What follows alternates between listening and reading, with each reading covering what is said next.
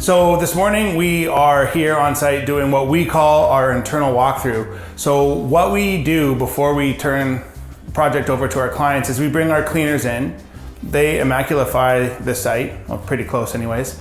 And then we come in internally and do a walkthrough. So today we have Darren, one of our long-standing project managers. First of all, we have a kit for these walkthroughs. We have checklists for the walkthrough. So I have brought the kit to site. I have printed off the checklist. Cool. And today essentially is our internal only. We're not worried about the outside today. We're going to go through, open and close everything, test everything, run everything. Perfect. And find things we want to fix before the clients get a chance to see it. I'm looking for paint deficiencies. I'm looking for scratches on painted millwork. This stuff happens, it's trade damage. There's actually quite a bit of it here. So that is going to have to get rectified. Yeah, and then down the right hand corner over here, I've noticed we're missing a bit of grout. So we'll call the tile setter, get that dealt with before we do our siliconing. We also look to make sure that all of our grout joints are lining up properly. All that sort of stuff is looking good.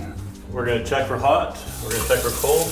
We're going to run it until we're happy with it. If it's definitely getting warm, we'll check the sprayer, make sure we have both functions.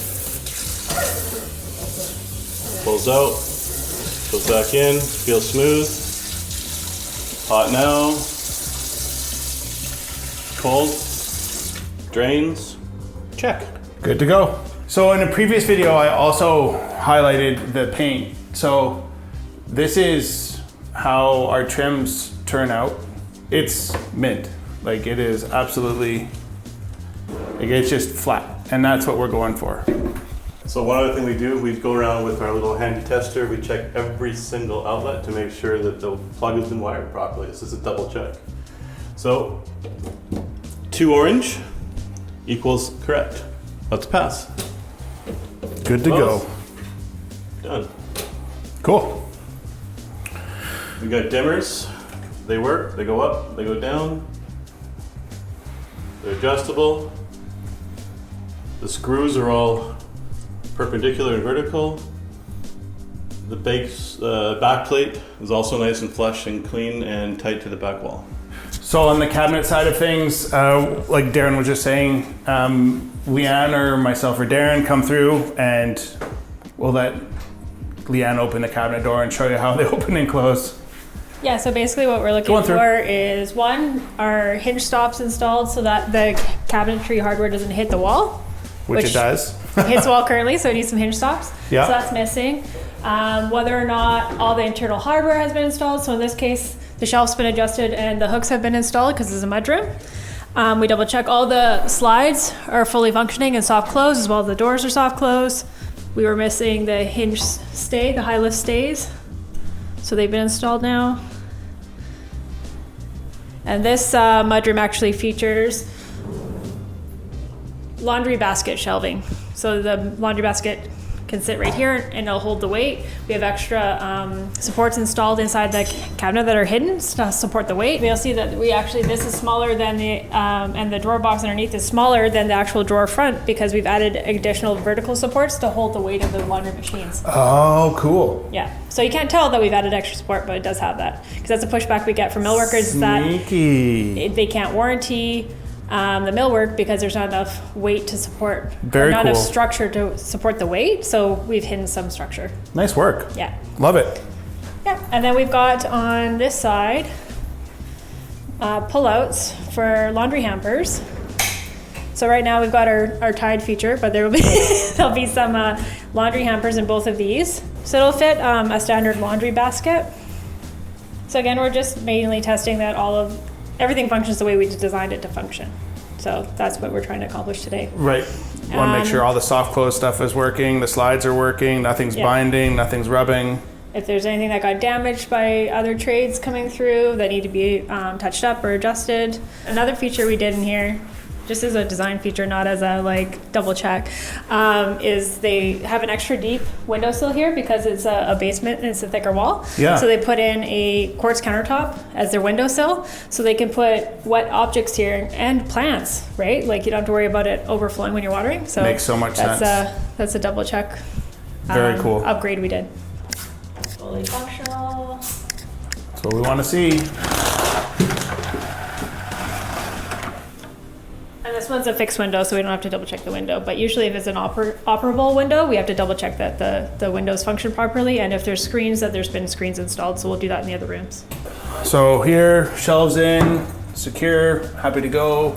Got all our hooks, shelf. And you also notice that we specify that the edge banding is the same color as the cabinet so that you don't have the door closed and see white or black or something back there.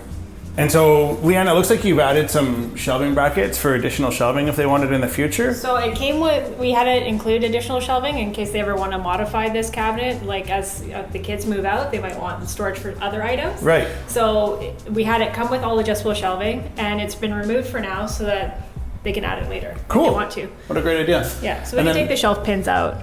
So the other thing that we look for, and I've talked about this in previous videos, is our three-ways. And a reminder, the three-ways are the intersection of two walls and the ceiling. So we always want to make sure that those are sharp, clean, that the paint lines are cut nicely. So we always want to make sure that that's looking good. So for this particular barn door, this is the second time it's been installed. First time with the hardware that was supplied from the door supplier, we were not happy with how it functioned, how it looked. So we came up with our own solution where we have metal to metal between the track and the standoffs, and then we found ourselves some nicer finished bolts, because before it was literally just like lag bolts you'd find off the shelf at Dick's or Standard Lumber. Yeah. So now we have framing to metal to metal to metal. This thing can never sag, it can never deform, and it's just a much cleaner, simpler, faster install, all said and done, that Cool. cannot fail. So Awesome.